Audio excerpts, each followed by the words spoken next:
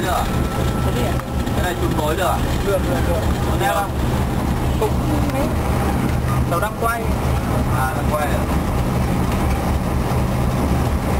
Tí ra ga nó sáng. Đi qua cái kính này nó mờ nữa. Qua kính này nó mờ.